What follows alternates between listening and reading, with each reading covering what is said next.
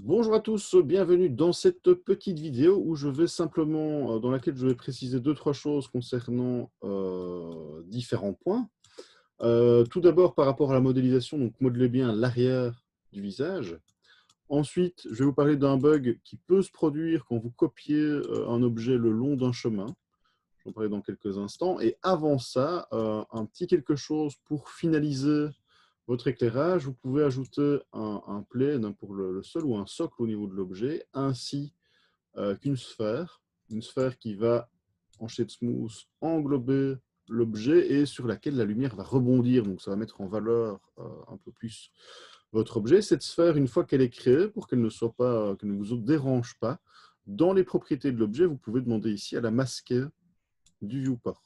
Donc ça, c'est une première chose, show in viewport pour la sphère qui sera visible et qui sera bien là au moment du rendu.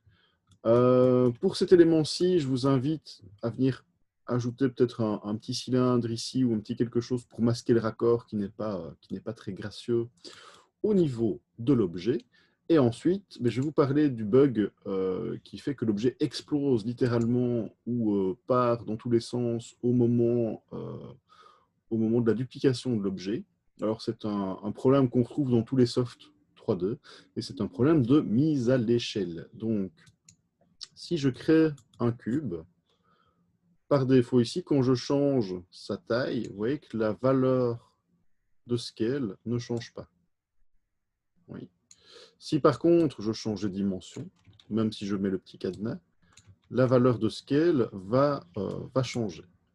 Par contre, quand on est en edit mode, donc là j'appuie sur la touche tabulation pour passer en edit mode, et que je fais une mise à l'échelle au niveau des points de l'objet, la valeur 1 en scale ne change pas.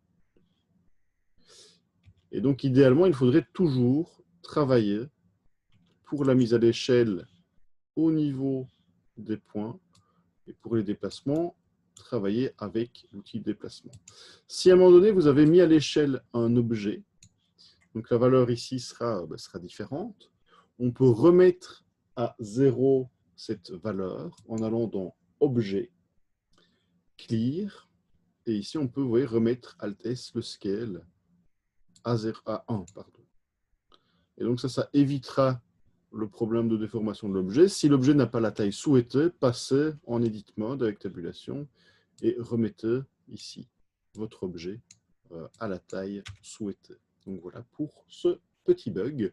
Pour la remise, je rappelle que je demande à ce que les fichiers soient envoyés par mail. Donc il y a d'une part votre dernier fichier Blender avec nom, prénom, classe, et d'autre part un rendu JPEG de votre travail. À très bientôt, au revoir.